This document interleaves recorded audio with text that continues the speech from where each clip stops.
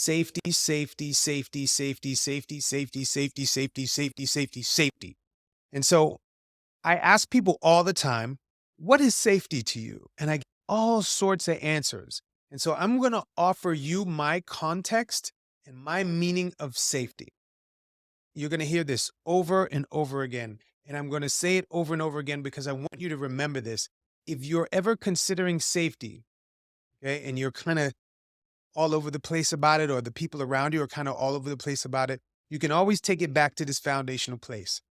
Safety is freedom from hurt, harm, loss, deficit, injury, death, pain. Okay, I'm going to say that again. Safety is freedom from hurt, harm, loss, deficit, injury, death, pain. These I call the 7 attributes of violence. And I'll talk about it later on in the program. I just want you to know what my definition of safety is.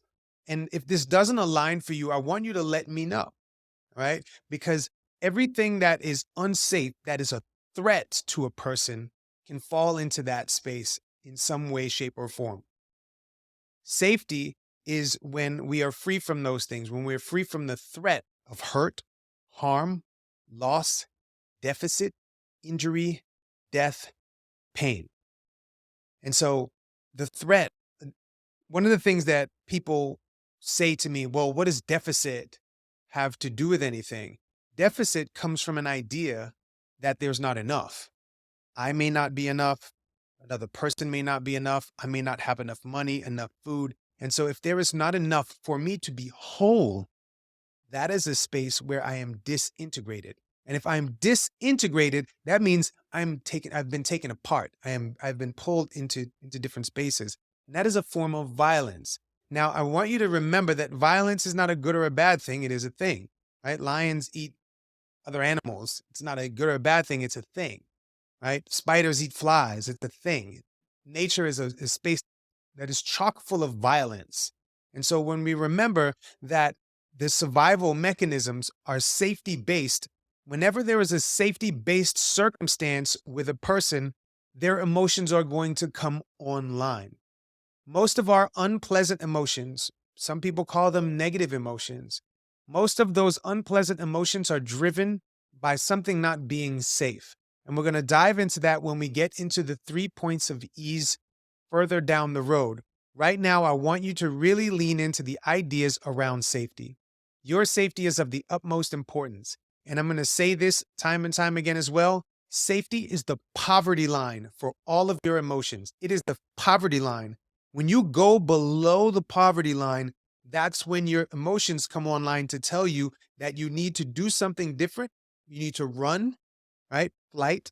You need to fight, right? Fight or flight, right? You need to run or you need to attack something to get yourself into safety so that you can be above the poverty line. And when you move above the poverty line, you can get into things like connection and fulfillment. And we'll talk about those down the road. I really want you to know that safety is the bedrock.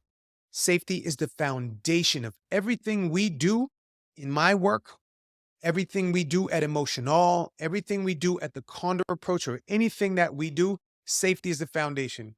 Many times I'll do a seminar and I'll offer people the 7 attributes of violence and tell them what safety is.